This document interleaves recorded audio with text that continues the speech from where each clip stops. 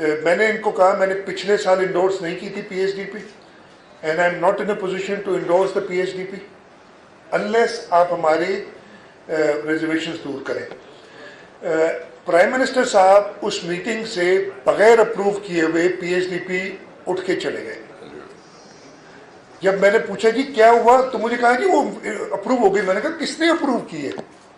मेरे साथ chief minister Balochistan खड़े थे, मैंने एज अ गवाह, एक फेडरल मिनिस्टर खड़े थे, उनसे कहा कि यार इनसे, मैं इधर खड़ा हूं, इनसे पूछ लें पीएचडीपी अप्रूव हुई है। तो उन्होंने सवाल किया, क्या नहीं अप्रूव तो नहीं की, पीएचडी अप्रूव करें? तो उन्होंने अब मिनट ऐसे करेंगे जो मैंने सुना है। मैंने जब उधर थोड़ा सा डाला, प्राइम मिनिस्टर तो चले गए थे। प्राइम मिनिस्टर आते हैं, मिलते मिलते नहीं है किसी से, वो आते हैं, कुर्सी पे बैठते हैं और कुर्सी से उठ के चले जाते हैं। जी पता नहीं, जैसे भी मैं नहीं, मैं क्रिकेट का नहीं देना चाहता कि अनफॉर्चुनेटली क्रिकेट से जो है ना हमें बंधन कर दिए प्राइम मिनिस्टर ने। ठीक है जी। वो चले गए, तो उन्होंने कहा कि नहीं हम इस तरीके से इसको अप्रूव, अभी पता नहीं, मिनट्स आएंगे तो देखूंगा। अखबार में आ गया है कि कर दिए। अब अखबार को कह दिया। और निसार साहब बैठे ने कहा कि जी हम ये लिख देंगे subject to addressing reservations of the provinces, हम कर देंगे कंडीशनल अप्रूवल। मैंने कहा एक और मीटिंग कर लो ना यार एनईसी की। फेडरल मिनिस्टर मुझे कहने लगे कि हमने प्रिंटिंग पे जाना है, ईद की छुट्टियां आ रही हैं। आज अभी मैं इधर आने से पहले फेडरल मिनिस्टर प्लानिंग के साथ कोई 45 मिनट की वीडियो कॉल पे था, इसलिए मैंने उन्हें कहा कि आपने मिलना है, मैं बैठा हूँ, आज भी बैठा हूँ, और कल कर लेंगे। फिर हमने फैसला किया कि जी हम टेलीफोन या वीडियो के थ्रू कर लेंगे। बैठ के आया हूँ, मैंने उनसे ये सारी बातें कही हैं। एक मैंने आपको बताएंगे Jamshoro Hyderabad, sorry Jamshoro seven road का मैंने जिक्र किया आप लोग, और मैंने उनसे ये भी कहा, बल्कि आज मीटिंग में मैंने कहा कि मुझे अफसोस ये है, आज 8-9 लोग बैठे थे उनके साथ मीटिंग में ना, एक मेरी भी टीम बैठी थी जो हमारे चेयरपर्सन पीएनडी हैं, सेक्रेटरी फाइनेंस हैं, हमने बिठाए हुए थे, उधर भी बैठे हुए थे उनके सारे। मैंने कहा अनफॉर्चुनेटली जो आपके साथ 9 लोग बैठे हैं उनमें से एक ने भी इस रोड से ट्रैवल नहीं किया है, उस एक को भी सिंध का पता नहीं है। अफसोस ये है।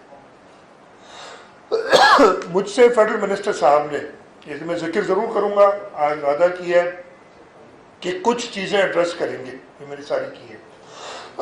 कल उन्होंने चेयरपर्सन पीएनडी को हमारी बुलाया है, देखिए वो क्या एड्रेस करते हैं। उन्होंने ये कहा है कि K4 और S3 को कंटिंजेंट रखते हैं, हम नेस्पाक से उसकी थर्ड पार्टी वैल्यूएशन करा रहे हैं, और उस वैल्यूएशन के बाद जो होगा हम उस पर अमल करेंगे।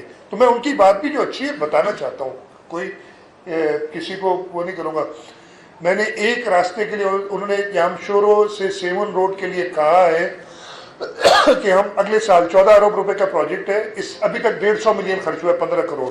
ये कहानी बता, उन्होंने कहानी बताऊंगा तो मैं रोने लग जाऊंगा।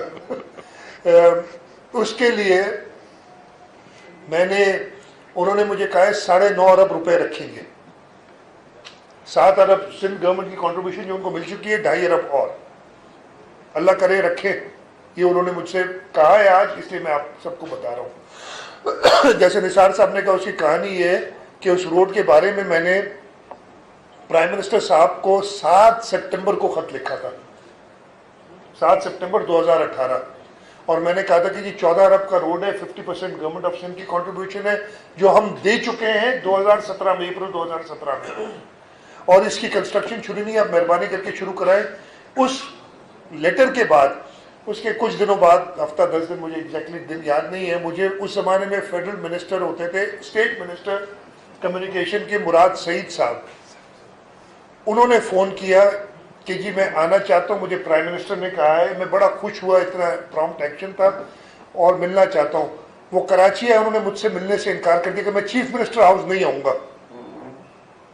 एक स्टेट मिनिस्टर कहता है कि मैं चीफ मिनिस्टर हाउस नहीं आऊँगा। मैंने कहा कि फिर आप रोड पर चले जाएँ, आप जो करें, और मैं मुझसे आके आप फलानी जगह मिले, कि नाम नहीं लूँगा, फिर नाराज़ हो जाते हैं वो साहब उधर के, खुद रहते नहीं उधर लेकिन नाराज़ हो जाते हैं।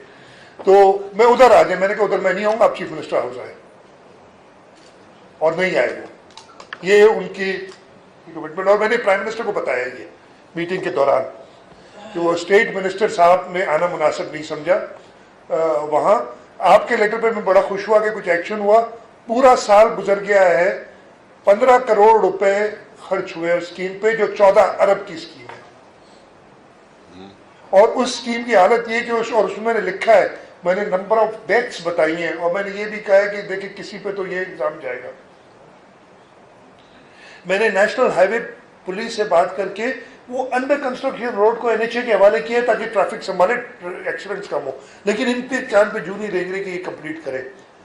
प्राइम मिनिस्टर को जब मैंने ये सारी बात पहले बताई, ये मैंने नहीं बताया कि मैंने आपको खत लिखा था, तो मुझसे पूछने कि ये कब हुआ, ये कब हुआ, तो कहते हैं आपने बताया नहीं। मैंने कहा सर आपको मैंने खत लिखा था और आपने उस पर एक्शन लिया, मैं आपका शुक्रगुजार हूं इस पर, लेकिन उसका and result zero. And result ये कि उसको और तरक्की दे दी गई कि उसने बड़ा अच्छा किया कि चीफ मिनिस्टर से मिला नहीं। इधर यही है, तरक्की उसको मिलती है जो ज्यादा किसी सूबे के साथ ज्यादती करे।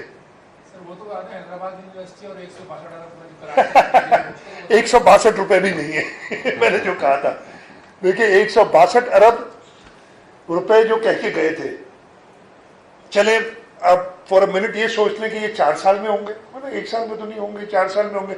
चले 40 अरब रुपए साल में, नहीं 40 कितने, हाँ 40 हो जाते ना तकरीबन, 40 अरब रुपए होंगे।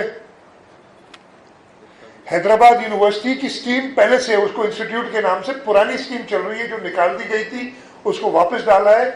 1912 अरब यानी तकरीबन 2 बिलियन की स्कीम है, और उसमें उन्होंने 50 मिलियन 5 करोड़ रखा है।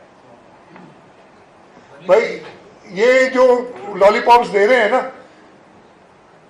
बाकियों को अपने कुछ वोटों के लिए, जिन्होंने, मैं ये कहूंगा कि कुछ वोटों की खातिर और सिर्फ कुछ फायदों की खातिर अपने कॉन्स्टिट्यूएंट्स को भी अबैंडन कर दिया है। 162 रुपए भी नहीं है। छोटी छोटी स्कीमें कुछ रखी है कराची के लिए, लेकिन वो क्या कहते हैं उसको, ऊंट के मुंह में जीरा क्या कहते हैं, ये कहावत है ना, मैं उर्दू ये वो भी नहीं है, उतना भी नहीं है। वो 162 अरब, देख लीजिए किताब में आपको दे दूंगा, आप ढूंढ के निकाल दे। कराची कुछ स्कीमें रखी हैं, बड़ी मजे की बातें हुई है ना। मेरा तो ये 1 साल बड़ा एक्साइटिंग गुजरा है। इतने जब पहली मीटिंग हुई ना, इधर प्राइम मिनिस्टर साहब आए थे, तो उधर आपको याद है green line project Nawaz Sharif साहब ने ऐलान किया, उन्होंने कहा था 1 साल में बनाऊंगा, 1 साल की जगह 3 साढ़े 3 साल लगे उनको। Infrastructure by and large complete हो गया।